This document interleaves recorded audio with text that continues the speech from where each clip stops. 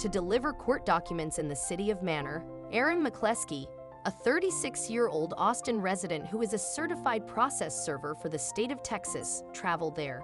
Sadly, she would not survive her stay in the Travis County house.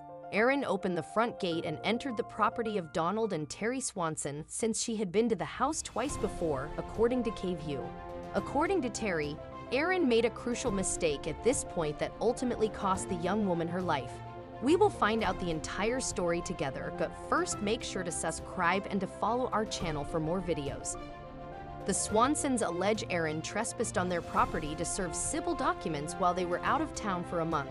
Aaron was viciously assaulted by 6 of the Swansons' dogs when no one was home. An autopsy revealed that the dogs had cut off a significant artery in Aaron's arm. She endured 10 to 15 agonizing minutes before bleeding to death. Later, the medical examiner concluded that all 6 of the dogs had taken part in the attack. A buddy was feeding and watering the Swansons' dogs while they were away.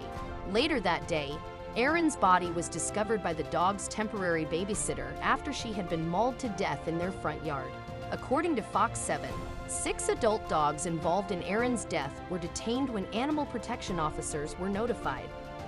Surprisingly, the owner of the dogs won't be held accountable for Aaron's death either because they didn't order the dogs to attack or sick them on her, according to Daily Mail. The incident would be classified as an accident, and the dogs responsible for Aaron's death, 4 of which seem to be Lab Pyrenees mixes and 2 Husky Australian cattle dog mixes, would be sent to the city for care until it was decided if they posed a threat and should be put down. The situation then takes a further worrying turn at this point. A judge ordered the dogs to be put down, but more than a year after Aaron McCleskey was killed, 5 of the 6 dogs that killed her were still alive and being cared for by the Austin Animal Center, while the Swansons' lawyer, Eric Torbeson, fought to save them from being put down. One of the dogs had passed away, although it wasn't due to euthanasia. Instead, it allegedly developed lethal heartworms. Torbeson, though, was adamant about seeing the other 5 in person. Torbeson declared, believing in the cause so strongly that he took it on for free.